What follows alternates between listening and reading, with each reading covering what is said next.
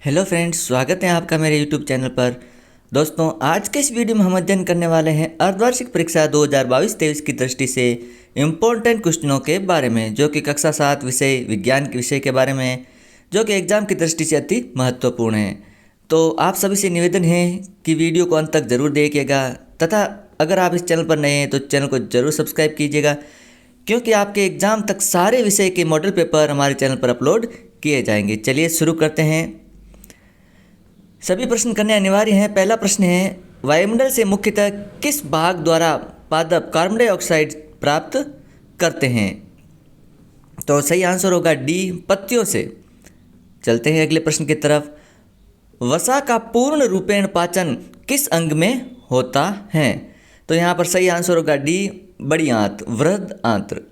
चलते हैं अगले प्रश्न संख्या 3 की तरफ। निम्नलिखित में से किससे ऊन प्राप्त नहीं होती हैं? सही आंसर होगा डी, घने बालों वाला कुत्ता, इससे हमें ऊन प्राप्त नहीं होती है। मानव शरीर की सबसे बड़ी ग्रंथि हैं तो कौन सी हैं? सही आंसर होगा ए, यकृत। चलते हैं अगले प्रश्न संख्या 5 की तरफ।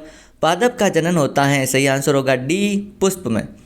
चलते हैं अगले प्रश्न की तरफ। रिक्त स्थानों की पूर्ति कीजिए। पहला है, अमीबा अपने भोजन का पाचन रिक्त स्थान में करता है, कहाँ पर?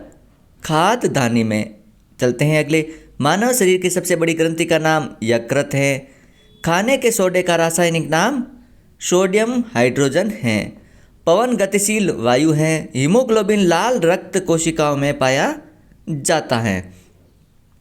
चलते हैं अगले प्रश्न की तरफ। निम्न कथनों के आगे सत्य असत्य अंकित कीजिए।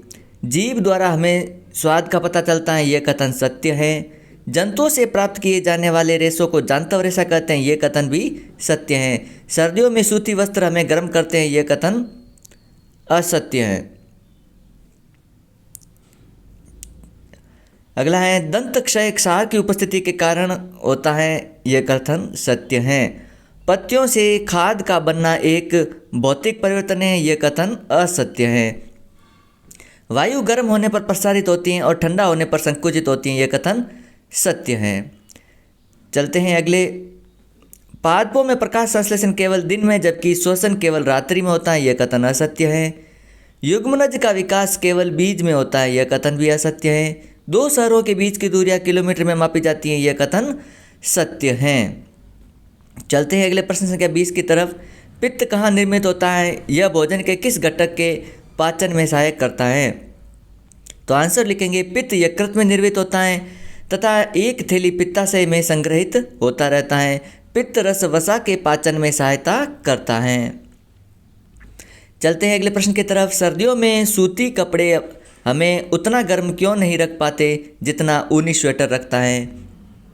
आंसर लिखेंगे, सूती कपड़े अपेक्षाकृत पतले होते हैं तथा इनके बीच हवा भी नहीं होती है, परंतु ऊनी सूती कपड़े की तुलना में मोटी होती हैं और इनसे बने स्वेटर में बीच बीच में जगह होती हैं जहां हवा भर जाती है। चूँकि हवा ऊष्मा की कुचालक होती है, इसलिए शरीर को ऊष्मा बाहर नहीं निकलने देती। इसी कारण सर्दियों में सूती कपड़े की तुलना हमें ऊनी स्वेटर में पहनना गर्म करता है। चलते हैं अगले क्वेश्चन की तरफ। शरीर के सभी अंगों को रक्त की आवश्यकता क्यों होती है? तो आंसर लिखेंगे, शरीर के सभी अंगों को रक्त की आवश्यकता होती है क्योंकि यह पचित भोजन को छोटी आंत से शरीर के अन्य भागों तक लेकर जाता है। यह फेफड़ों से ऑक्सीजन को शरीर की कोशिकाओं में है। यह शरीर में से अपशिष्ट पदार्थों को बाहर निकालने के लिए उनका परिवहन करता है। अगला प्रश्न है, रक्त का रंग लाल क्यों होता है? तो आंसर लिखेंगे, रक्त में पाई जाने वाली लाल रक्त कोशिकाओं आरबीसी में एक लाल वर्णक हीमोग्लोबिन पाया जाता है। इस लाल वर्णक की उपस्थिति के कारण ही रक्त का रंग लाल होता है। अगला है प्रश्न संख्या 25। जब हम अत्यधिक धूल भरी वायु में सांस लेते हैं तो हमें छींक क्यों आती है? आंसर लिखेंगे, हमारे आसपास की वायु में अनेक प्रकार के अवांछित कण जैसे धूल, परागकण आदि होते हैं। जब हम अंतःश्वसन करते हैं तो ये कण हमारी नासा गुहा में उपस्थित रोम में फंस जाते हैं। जब कभी ऐसे कण नासा गुहा के बाहर चले जाते हैं तब तक ये गुहा की कोमल परत को उत्तेजित करते हैं, जिसके परिणाम स्वरूप हमें छींक आती है। छींकने से अवांछित कण वायु के साथ बाहर निकल जाते हैं। इस प्रकार केवल स्वच्छ वायु ही हमारे शरीर में प्रवेश कर पाते हैं। अगला प्रश्न है, समझाइए कि मृदा कैसे बनती है। आंसर लिखेंगे, पवन जल जलवायु की क्रिया से चट्टानों के टूटने पर मृदा का निर्माण होता है। इस प्रकार सेल कणों और ह्यूमस का मिश्रण मृदा कहलाता है। अगला प्रश्न है, यदि आपके गांव या शहर में चक्रवात आ जाए तो आप अपने पड़ोसियों की सहायता कैसे करेंगे। आंसर लिखेंगे, सभी को चक्रवात के बारे में सावधान करेंगे, प्राथमिक चिकित्सा सुविधा का इंतजाम करेंगे, पेयजल तथा खाद्य सामग्री की व्यवस्था करेंगे, आश्रय स्थल की व्यवस्था करेंगे, लोगों को सुरक्षित स्थान पर पहुंचाने की व्यवस्था करेंगे, आवश्यक वस्तुओं की व्यवस्था करेंगे। अगला प्रश्न है, उन घटकों के नाम बताइए जो किसी स्थान के मौसम को निर्धारित करते हैं। तो वो घटक है तापमान, वर्षा, आर्द्रता, वायु वेग आदि। अगला है, दिन में किस समय ताप के अधिकतम और न्यूनतम होने की संभावना होती है। तो आंसर लिखेंगे, दिन का तापमान सामान्यतः अपराह्न में अर्थात दोपहर के बाद होता है, जबकि न्यूनतम तापमान भोर के समय होता है।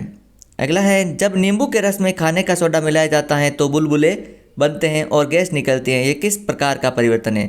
आंसर लिखेंगे, यह एक रासायनिक परिवर्तन है। नींबू के रस में खाने का सोडा मिलाने पर एक नया पदार्थ कार्बन डाइऑक्साइड गैस बनती है जो निर्मुक्त होती है। अगला प्रश्न है, प्रश्न संख्या 31, गर्म जलवायु के स्थानों पर यह परामर्श दिया जाता है कि घरों की बाहरी दीवारों पर श्वेत सफ़ेद पेंट किया जाए। व्याख्या कीजिए। आंसर लिखेंगे, चूँकि सफ़ेद रंग अपने ऊपर पड़ने वाली अधिकांश ऊष्मा को परावर्तित कर देते हैं, जिससे बाहर से बहुत कम ऊष्मा घर के भीतर प्रवेश कर पाती हैं। अतः घरों को गर्म होने के लिए इनकी बाहरी दीवारों पर श्वेत पेंट किए जाने की सलाह दी जाती है। अगला है, पादप भोजन किस प्रकार बनाते हैं। आंसर लिखेंगे, पादप सूर्य के प्रकाश एवं क्लोरोफिल की उपस्थिति में भूमि से प्राप्त जल एवं खनिज तथा वायुमंडल से प्राप्त कार्बन डाइऑक्साइड की सहायता से अपना भोजन बनाते हैं। भोजन का निर्माण का कार्य मुख्यतः पादपों की हरी पत्तियों में होता है। अगला प्रश्न है, पादपों की तरह हमारा शरीर भी कार्बन डाइऑक्साइड, जल एवं खनिज से अपना भोजन स्वयं क्यों नहीं बना सकता। आंसर लिखेंगे, पादपों की तरह हमारा शरीर भी कार्बन डाइऑक्साइड, जल एवं खनिज से अपना भोजन नहीं बना सकता, क्योंकि हमारे शरीर में क्लोरोफिल नामक हरा वर्णक नहीं पाया जाता है। इस प्रकार दोस्तों आज का मॉडल पेपर कंप्लीट होता है, जो कि एग्जाम अर्धवार्षिक परीक्षा की दृष्टि से इंपॉर्टेंट होने वाले हैं। वीडियो अच्छा लगे तो लाइक और शेयर कीजिएगा। चैनल पर पहली बार हो तो चैनल को जरूर सब्सक्राइब करें। मिलते हैं अगले वीडियो में। Thank you.